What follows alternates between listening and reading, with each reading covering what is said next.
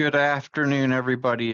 This is the launch webinar for Compliance Assistant 2.0. So my name is Greg Dana. I work in the Academic and Membership Affairs Department at the NCAA. I'm the project manager for the build and launch of the new Compliance Assistant app. I have a couple teammates with me that I want to introduce before we get started. Travis Johnston is here. He's with our AMA team, mostly also focused in Division 1. Jeremy Christoffels is here. Jeremy is on our AMA team, and he works mostly with Division 2. Rick Yoder is here. He's our IT guru who's leading the team that's actually doing all of the development of the new application. And Morgan Adcock is here. Morgan's with the Eligibility Center, and he has some things to share about how the Eligibility Center and CA are going to talk to each other in the new world. But with that, let's get started. We're going to do a couple of things today. We're going to talk about the transition to CA 2.0. We're going to talk about the timing of migrations, which is really the most important thing we're going to cover today. The migration request form is how you're going to get your migration scheduled. We'll talk about the regional rules seminar presentation. I'm going to say this about 10 times. I really hope all of you can make it. That's where you'll get a lot more information about the new application. Then Rick's going to talk about some things you can do now. We've actually turned on the new application for all of you, so you can go in it if you have not yet. You can't do much, though. We're limiting your functionality until you migrate, but there are some things you can go in and prepare for your migration. Rick's going to talk about that.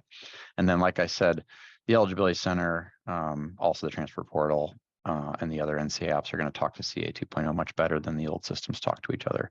And Morgan Adcock's here to talk a little bit about profile accounts and how those are going to work with the new CA. If you're in NCA Division 3, you're going to be very interested in the last part with Morgan. If you have non-NCA sports, you're going to be very interested in the last part with Morgan. And if you're, especially if you're in Division 3 and you're not current user, some of the stuff we do at the beginning may not impact you, but you'll want to stick around, because if you're not a current user and you're in Division 3, you'll want to listen to what Morgan's going to talk about. That'll impact the real benefits that I believe will help our Division 3 users. So with that, let's get started.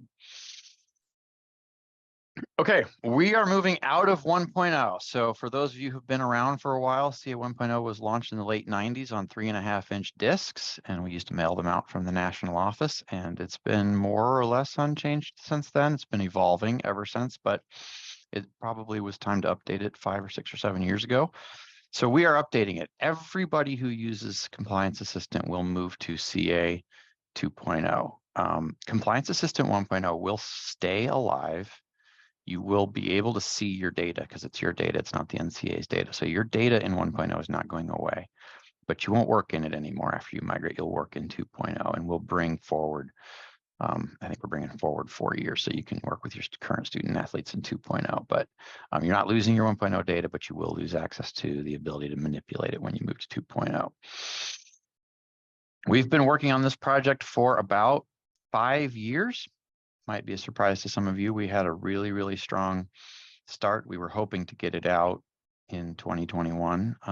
We had a little bit of a global pandemic that upset everything and reset a lot of our priorities. So we had to put it on the shelf for a little bit, but we came back strong about 18 months ago and finished it up. So again, we've been working on it for a long time. We're ready to go. We have 7 users in it right now, 3 in Division 1 and 4 in Division 2, and they've been in it, living in it, and running their compliance departments in it since August. That's what we call our pilot group. That's a real benefit to you all, because those folks have found, we hope, most of the bugs. So we won't be giving you a buggy system when you get it. It has been live and been used on campus since last August. You probably will, not probably will, but again, once we give it to everybody, I'm sure we'll find a bug here and there, and we'll all have to be a little bit flexible as we find and fix those. But the vast majority of the cleanup has happened already with those 7 users, because they've been in it, again, living and breathing and doing all of their compliance work in it since August. So migrations, this is the stuff that really impacts all of you individually. We're going to start migrating schools on or around April 15th. I guess I'll reserve for myself the ability to be flexible with that date. We're pretty close to being able to go now. We're going to do a small batch of schools every week from April 15th to the end of July. The goal is to get everybody migrated over by the end of July, so that when you are importing your financial aid data for the 23-24 academic year, and when you're certifying eligibility for fall 23 sports, you'll be doing that in the new system. Obviously, that means some of you will migrate before you roll over to next year, and some of you will migrate after you roll over for next year. So you, depending on where you're going, you will either conclude your 22-23 year in CA 1.0, roll it over in 1.0, and then move over. That'll be the back half of the groups. The front groups will just go, right from 1.0 to 2.0 live. And that's easy to do. We're actually doing one tonight to pick up an additional test user. So it won't be very disruptive at all if you end up in an April or May group to just jump you from 1.0 to 2.0. We're going to do smaller groups at the beginning, probably 20 a week in April and early May, so that we can also identify any migration issues we may have. If we're having any hiccups or questions or migration issues, we'll start with smaller groups. And therefore we'll learn those with smaller groups, and we can put out some FAQs as more people come in and help folks with what they can anticipate migrating. I don't anticipate migration issues though, because again, like I said, we've migrated 7 already. We're doing another one tonight. So it's not like the first people to go will be the first people migrated. So I think we're in pretty good shape with that. When you migrate, we'll probably ask you to shut down for a day. So be thinking about that when you're scheduling your migration. And then I'd say plan for a couple of days to get in once you see your new migration, your new program up on your apps and your My Apps account. Just get in and start clicking around and seeing that everything's there. There are some oddball situations where there's corrupt data in 1.0 and you might have a student athlete not coming over. We're going to try to help you identify those. But for example, if you have somebody born in the 1400s, that person wouldn't come over because that birth date on that person's record would be outside the constraints of the new system, and that person wouldn't come over. We'll help you identify those. So there'll be little cleanup, things like that, based on how clean your data is in 1.0 when it comes over to 2.0. One of the goals of the new system, though, is again to maintain a much cleaner and slicker database, which will be beneficial to all of you. And then I think the other thing to mention is we'll have FAQs coming out, and those FAQs, we'll continue to update those. If you think back to COVID, which I hate to use the example, but we had those COVID Q&As coming out of our department every week, and they were updated every week with more questions. I don't know that we'll update these every week, but we definitely will update our Q&As every week as we go through the summer, so everybody knows all the issues we're finding and all the issues we're fixing as we get you all sorted out and ready to go for the 23-24 academic year. As far as divisions go, will there be any sequencing for Division 1, 2, or 3, or will you be accepting schools into migration on a first come, first served basis based on how they are requested? Yeah, so there will not be any priority given from this office in terms of divisions or conference or anything like that. So we don't have any preset. I would imagine every migration group will have some schools from each division in it. Yeah. And I'll talk right now about this migration form. So let's go to the next slide. So how do I get in line? That's probably the most important thing we're going to tell you today. And that's this migration request form. It's going to go out tomorrow, I hope. If we have a hookup or a mess up with getting it sorted out, then it'll go out Wednesday. But in the next day or two, you will see an email with a migration request form coming out to you. The email will be sent to the Senior Compliance Officer of record in the NCAA membership database. So if you want to check who that is, if you are the My Apps administrator or you know who the My Apps administrator is on your campus, get with that person very quickly and go into your membership database and make sure you know who the Senior Compliance Officer is. And you will want to find that person. So again, we're not sending it to all of the CA admins because many of you have many people, 2 or 3 people at your school set up as administrators in the CA system, and we only want one response coming from each school. So the Senior Compliance Officer of record in our membership database will get the email, find that person, look for that email, and respond. The email is going to have the list of weeks that we're doing migrations in.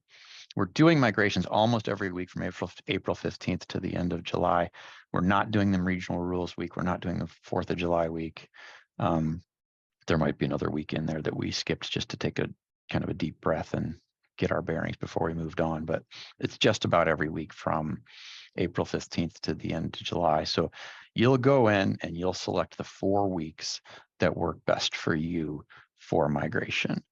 I have no idea if you're all going to pick the same weeks or not. So when we talk about what will the priority be, I don't know really until I see what the responses are. But if you kind of give yourselves a good spread out bell curve and everybody is kind of okay with when they go, it'll be easier for us to schedule. If we have 582 active users right now, if all 580 users want to go in the first 2 weeks, or all of you want to go in the last 2 weeks, then we'll have to do some sorting. So we'll just have to see what those responses look like and see how much we can meet everybody's priorities as far as weeks that work with them, but also spread them out. So be flexible with us. Obviously, if you want to go early or you want to go late, if you have turnover in your department, if you have extended vacations or things like that going on, that'll impact when you pick. But yeah, if you don't have those things going on, pick 1 or 2 each time that work for you. And then I said, if we have to go to priority, I'll just go by, whoever submitted their forms first. If everybody submits a form with the first 4 weeks checked, then we'll just distribute it based on who got their forms in earliest. But if you guys help us out by picking, 1 maybe each month that would work for you and giving us some options to spread everybody out, that would be helpful as well. Like I said before, some of you will migrate before you roll over into the next year. Some of you will migrate after you will roll over for next year. It really doesn't matter. The rollover is going to be the same in both systems. It's clean in both systems. I think it's a little cleaner in 2.0. So if you go early, it'll be just fine. You'll finish out your year in 2.0, and then we'll roll you over in 2.0.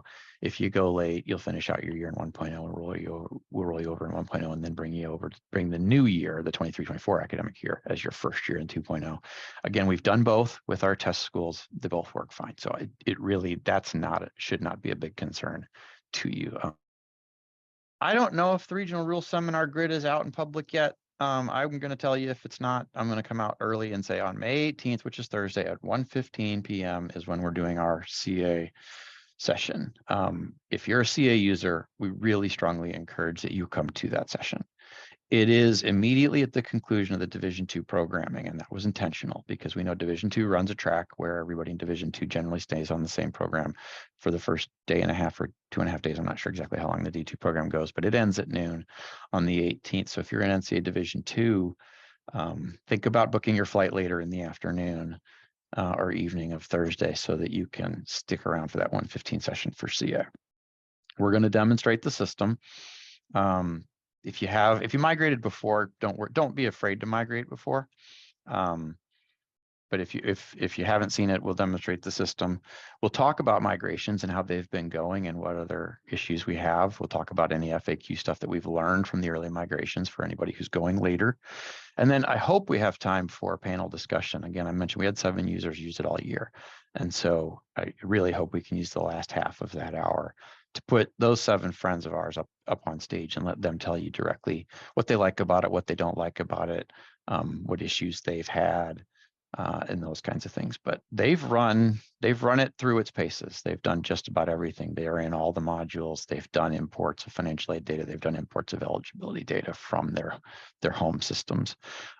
So again, they've done it. So getting them the opportunity to talk to you and take your questions, I think will be valuable. So that's the plan for the regional rules seminar session on the Thursday at 1:15. And again, if you're a CA user, I would really encourage you to be there. If you can't make it, send somebody from your school or somebody in your conference that's a friend of yours, make sure they go and share the notes. So that is really all I want to do is plug that really hard. I hope I see you all there. Greg, will that regional rules session be recorded and for those not able to attend to view at a later date?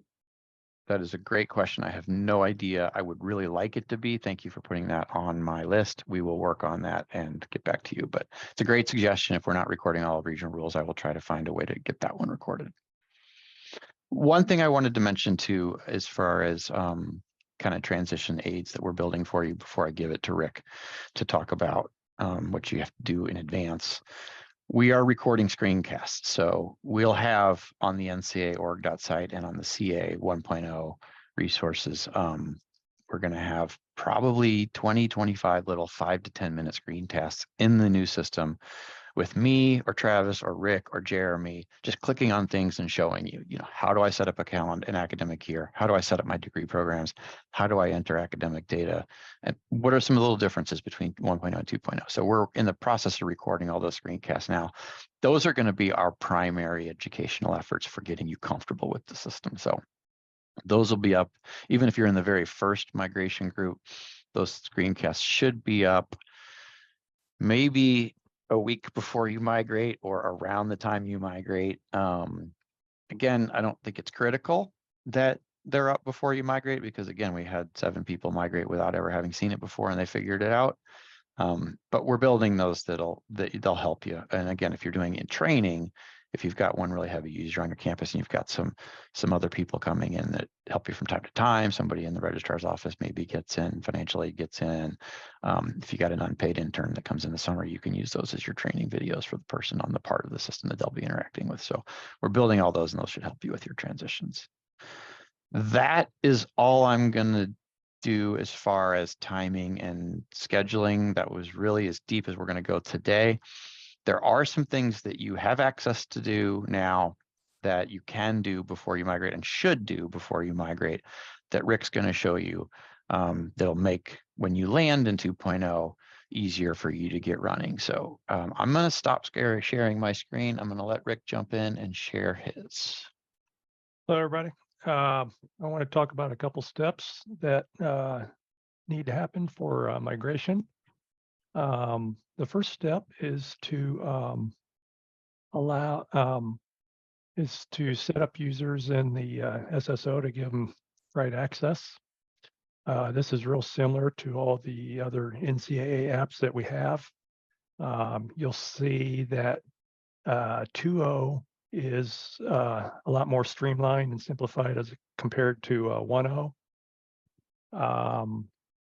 So here you can see a screen, what that looks like. For users with full access, you would just come up here and give them a checkbox here for the compliance administrator. For users with limited access, you can come down here and select the appropriate module that they need to have access for.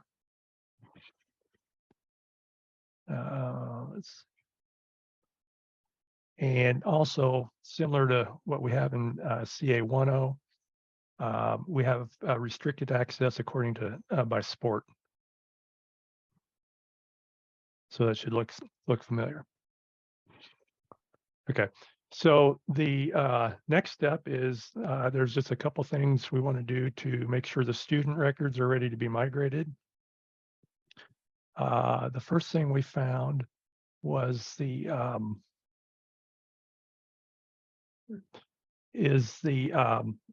added a new standard report in 1.0. It's called Missing Years. It's right here. And what that report looks like is, let's see if we can run it here.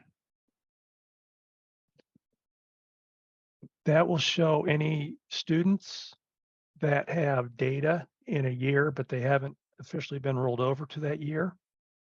And that's able to be done through the PDD screen.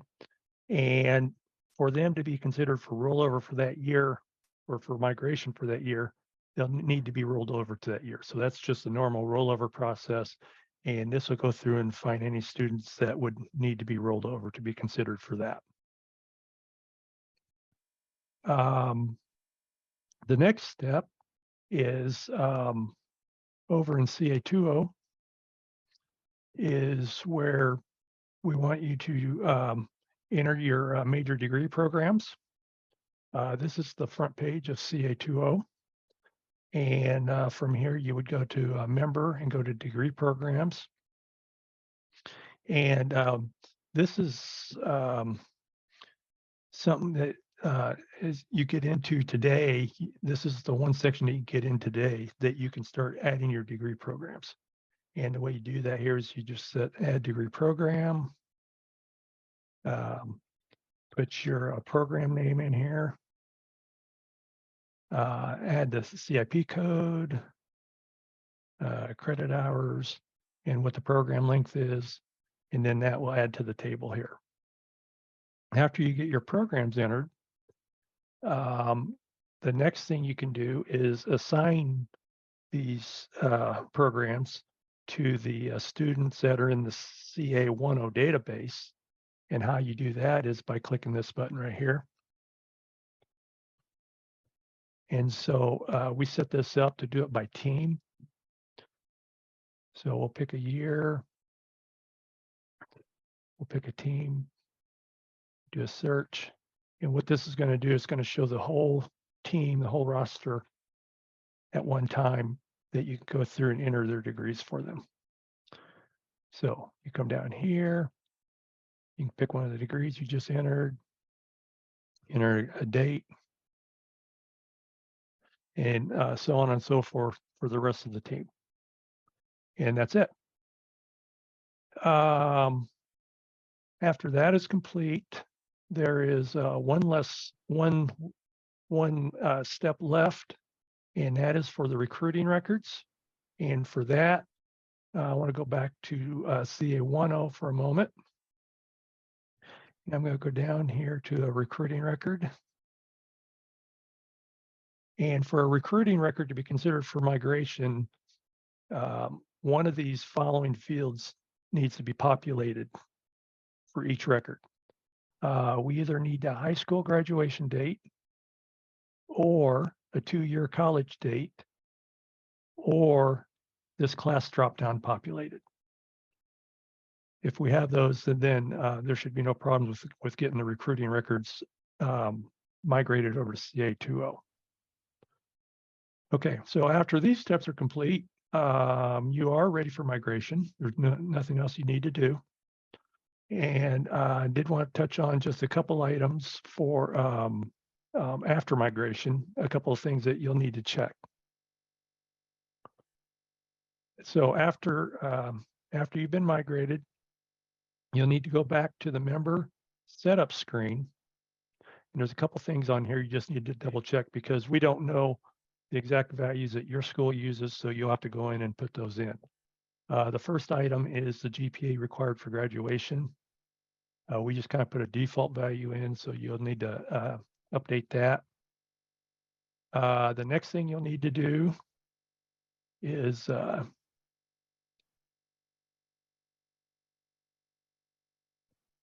come down here to the terms. All these term dates are, again, estimated, and so you'll need to put your school specific dates in. And then the last thing is you may only see during migration, you may only see the regular terms. So you may have to actually enter these intersession and or summer terms. And you would do that just by clicking this button right here. So after all those dates are verified by you and your GPA, then that's it. Then you should be ready to roll. So that's really all I have on my portion of this webinar. Travis, is there any questions you need to address? I have a question for you. Sure. Degree programs, do we want to wait a week on entering minors and grad programs, or do you want everybody to go ahead and do that yet? So you can only enter the majors on the pre-migration process. The 4-year and 5-year programs. Right. Okay, perfect. Right. So we'll get those set up, migrate majors. So we're migrating majors, and then when they get to 2.0, they can go in and add minors. That's correct. Okay, thank you. So when you're setting up your degree programs right now, I would have everybody focus on entering your undergraduate majors. You can go back and add the rest of your catalog with graduate programs and minors in a couple of weeks. Correct. That's correct. Yeah. If you're going to start, if you're like jumping on it and you're starting tomorrow because you want to do something, add your undergraduate majors, and that's it right now. Correct. And then the other thing is we will create, some sort of job aid work list, checklist of everything Rick just went through and publish it. So everybody will have a checklist in hand for pre and post stuff. So if you didn't get all of that notes perfectly, that's okay. We will publish that for you as well. We just wanted to show you it here while we had the chance. Travis? Yeah, I got a couple questions for you, Rick. First two related to the degree programs. Is there a way to import degree program data via CSV or XML? Or does it have to go through the page that you just explained? Yeah, currently the only way to do it is to use the screen that I displayed. And thank you for that. And then the date associated with the degree program, is that the current date that you are adding that degree program? Is that the date the degree was declared? Could you give a little bit more information as to what that degree date was to capture? I'll take that one. We intend that will be displayed on the progress towards degree screen for that student when you're in that student record. So we think it'd probably be for certification purposes most helpful if you entered the degree. It was the date it was declared. Perfect. Thank you. And then one last question for you, Rick. In terms of bridges between CA 1.0 and other institutional systems, will those act the same for CA 2.0? Is there some pre-work that institutions should do on the front end to make sure those bridges continue to communicate with CA 2.0? I think maybe you're referring to maybe sports sponsorship, or we have an interface over there as an example. That is taken care of by us, and so there's nothing else on their end that they would need to do. If you've got an institutional bridge that goes from your banner into CA that brings in eligibility or financial aid information, Okay.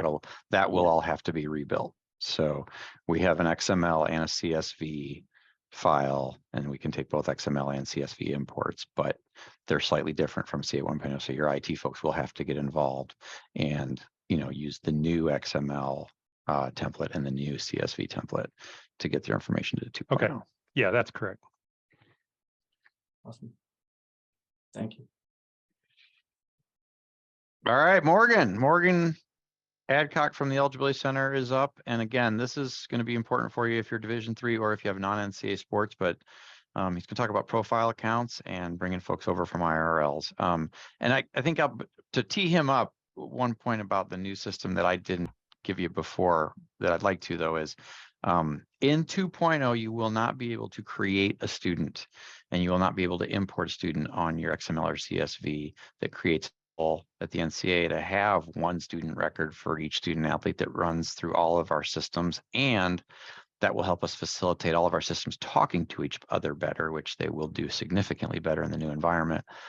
Every student that goes into CA 2.0 after your initial migration will come in through the Eligibility Center, either through a profile account, which is free, or for a certification account that they paid for if they needed a certification from the Eligibility Center. But that will be the only way to bring student athletes into CA 2.0. So therefore, we had to build some more functionality for profile accounts, for free accounts for student athletes who needed to come into CA 2.0 but didn't need certification. So Morgan, tell us about that. All right, thanks, Greg. So this is the Eligibility Center membership portal. I am showing you a test environment. So this is not live yet, but this is what you will see probably next week. We're targeting March 20th for our launch here. The first thing to note, this is the IRL activation search. And you can see that we have the ability now to search for all account types. So those could mean the academic and amateurism certification account, could mean the amateurism only certification account, and the profile account. So when you search, you now see profile accounts. Anytime we are stating profile on the screen, it is in bright red. So we are trying to draw your attention to those profile accounts. Also of note on this page, we've got a note down here at the bottom. We also have a hovered note that is going to come up anytime you're over here next to these selection boxes. And that's just a reminder that a profile account will not get an academic or amateurism review. So the profile activations are for compliance assistant import only. So as soon as you activate an IRL on any type of account, including a profile account, that's what will import that information into CA 2.0. And one thing you'll notice, which I've already mentioned, anytime you see profile, we've tried to put that in red.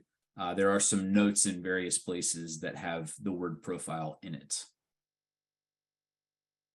This is what the search looks like if you want to exclude profile accounts. So this would be if I want to search for academic and amateurism certification accounts and amateurism only accounts, but not profile accounts, I would have the ability to do that. And the results of that search give you this. And as you can see, there are no profile accounts here. Again, if they were, it would say profile and it would be bright red. This is the IRL search. We've added a note here. So this would be if you were looking for students that you had already activated an IRL for. One thing we tell you on this page is that activated profile accounts are not visible on this report. We do have a couple of other places they will be visible, and also you would see them in CA 2.0. So the places where you would be able to see those IRLs that you've activated on profile accounts would be where you go to deactivate IRLs. So if you click on IRL and then IRL deactivation, you would be able to see everyone in a particular sport. So you're searching for men's basketball in this example. So this would be anyone on a men's basketball IRL that you've activated. And you can see that there's a mixture here of profile accounts, amateurism only accounts, and academic and amateurism accounts. The other place that we've added for you to be able to run a report is under reports and additional reports. And in this new world, we will have the ability for you to check profile account PSAs on an active IRL. So you'd be able to check that, declare the recruitment cycle. You can see that this is checked now in this example, and then it gives you a report. So these would be for this recruitment cycle, all profile accounts that you have activated an IRL for. Again, the why behind this is as soon as you activate an IRL, whether it be for any type of account, so it could be academic and amateurism certification account, it could be an amateurism only certification account, or a profile account, activating the IRL is what pulls that information into CA 2.0, which is the big reason why I'm here sharing today along with Greg and Rick. One other item of note, you're familiar with adding sports. We have added numerous sports to that page. So instead of having to call in probably to ask for a sport to be added, the list now is very exhaustive. So you'll be able to see that when you go to add a sport, probably the sport that you want to add is now there. So that's a feature you've already been used to. Again, the difference will be that there are lots more sports that you can now either activate or deactivate that are already on the list. Again, we're targeting next week, March 20th, to have these updates in place. And I think that's all I had. So Travis, any questions for me? Thanks for that, Morgan. This might actually be a Greg question spurred from your presentation, but for adding students to CA, will that be on a one-off basis through the Eligibility Center? Is there a way to batch upload student athletes into CA from the Eligibility Center? That's a great point. So what you'll be able to do in CA 2.0 is you'll click a button, it'll pull up your Eligibility Center IRL, and you can just go down and click this one, this one, this one, this one, this one, hit one import, and they'll all come in. So that's a perfect example of how these systems are going to talk to each other much better than they used to.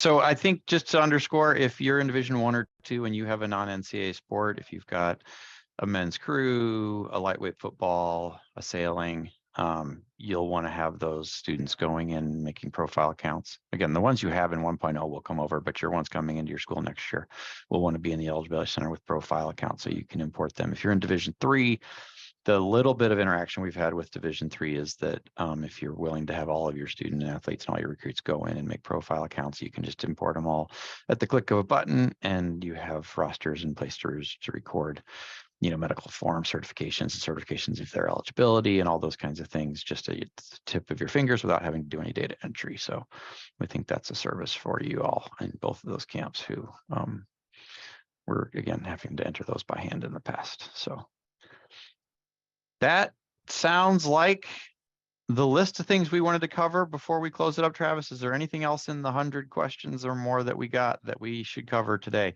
And I will remind you all that, first of all, I have not looked at the questions at all, but we will. We're going to print them all and we're going to turn them into an FAQ. We'll get it out here hopefully by the end of the week. But Travis, anything we need to cover before we do that? Yeah, I think the last one here is for institutions that are not current CA users. Will this process be any different for them in terms of migration using the request form? Can you speak to that a little bit? Will that process differ for non-CA users currently? It's a great question. If you're not a CA user and you want to be, you will not get the form because the form is only going to senior compliance administrators at schools that are current CA users. But if you're not, I guess for now, if you're not a CA user and you want to be, email me. And my email is gdana, Gdana, @ncaa.org. And then I'll reach out to you and figure out how and when we can get you in. Probably if you're not a CA user, we'd start you up in the summer. But if you want to come in, especially if you're in D3 and you want that functionality for next year, send me a note. We'll connect and figure it out. Okay. I think we're going to call that an afternoon. I really appreciate everybody coming into this. I hope to see you all at the Regional Rules Seminar session on May 18th at 1:15 p.m. The migration form should come in to your senior compliance officer tomorrow or Wednesday. Be on the lookout for it. Help us out a little bit by spreading your choices out a little bit so that we have the ability to kind of spread you all out over that time frame. We will contact you with next steps, but really appreciate you guys jumping in on this today. And we're excited about this. We hope you are as well too. Thank you.